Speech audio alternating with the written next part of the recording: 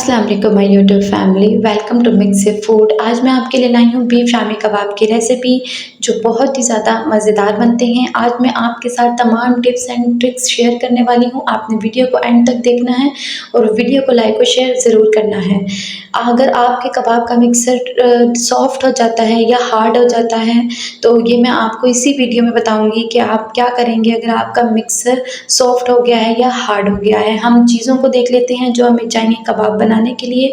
मैंने 1 कप चने की दाल ले ली है। मैंने इसको पूरी रात के लिए भिगो दिया है। कम से कम आपने 2 घंटे के लिए ज़रूर भिगोना है।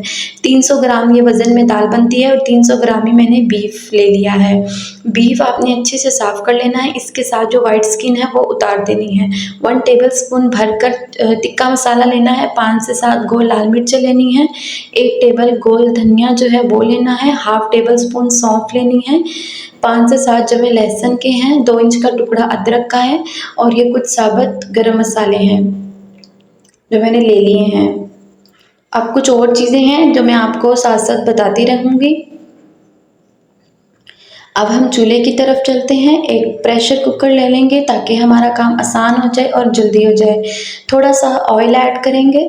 ऑयल ऐड करने के बाद जो बीफ है वो हम इसमें ऐड करेंगे और उसका जो पानी है वो खुश्क करेंगे। बीफ को अच्छे से भून लेंगे। सबसे पहले अदरक लहसुन हम डालेंगे। जब अदरक लहसुन थोड़ा-सा भुन जाएगा, इसकी एक अरोमा, एक खुशबू है जो वो हमें आने लगेगी, उसके बाद हम गोश्त को ऐड कर देंगे, ठीक है।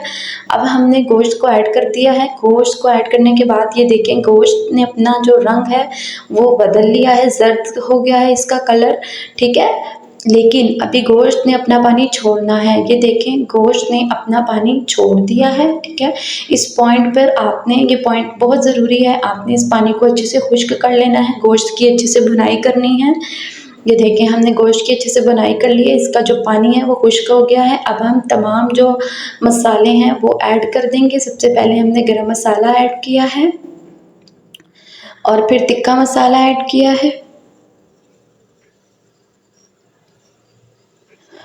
1 टीस्पून से थोड़ा कम मैंने नमक ऐड किया है। आपने नमक थोड़ा कम रखना है क्योंकि तिक्का मसाले में भी नमक है। और 2 चुटकी मैंने हल्दी ऐड कर ली है।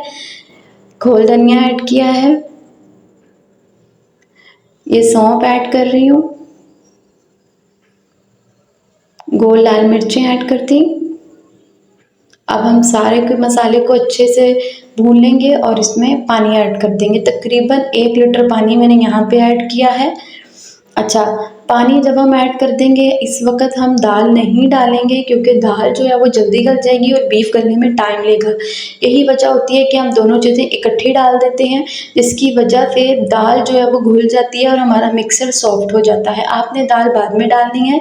जब हम गोश्त को 80% तक गला लेंगे, उसके बाद हम दाल ऐड करेंगे। पानी के साथ मैं ये प्याज भी ऐड कर रही हूँ। प्याज को आपने नहीं भूनना। प्याज आप जब पानी ऐड कर देंगे फिर डालेंगे। अब हम प्रेशर की लिड लगा देंगे।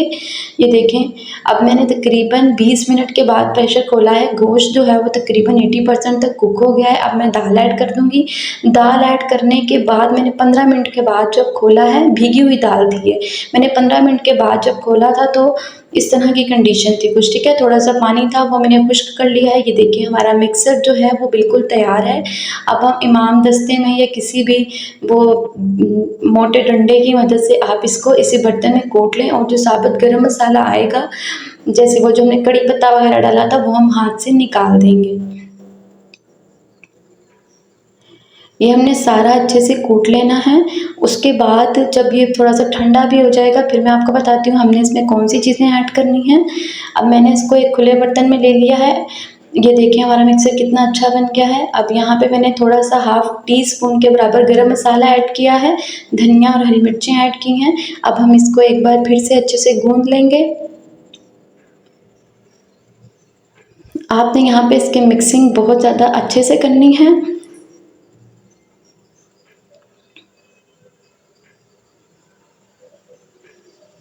ये देखें आपने बिल्कुल इसी तरह मिक्सिंग करनी है।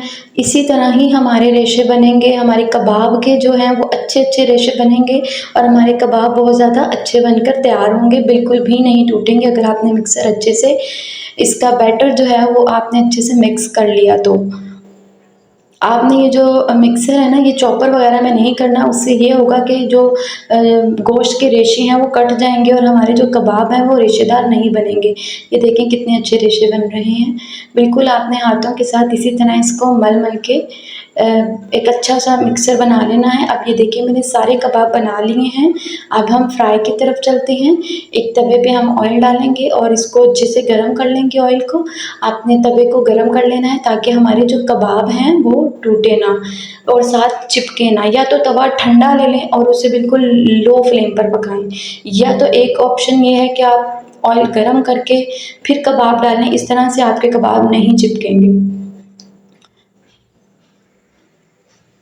हम सारे कबाब ऐड कर लेंगे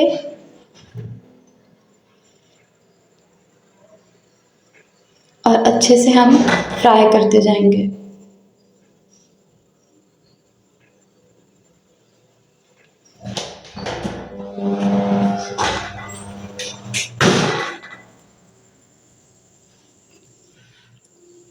ये देखें, एक साइड हमारी फ्राई हो गई है, इसी तरह दूसरी साइड भी हम फ्राई कर लेंगे। कबाब को हमने दोनों साइडों से गोल्डन ब्राउन कलर दे लेना है।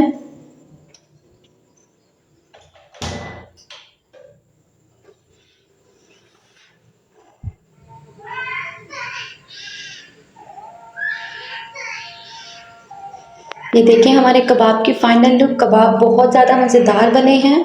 आपने इस रेसिपी को ज़रूर ट्राई करना है और साथ ही साथ मेरे चैनल को ज़रूर सब्सक्राइब किया करेंगे। आपका प्यार है मेरे लिए, मैं आपके लिए इसी तरह की अच्छी-अच्छी वीडियोज़ लाती रहूँगी इंशाअल्लाह ताला। ये देखिए मैं आपको कबाब अब तोड़ कर दिखा रही हूँ।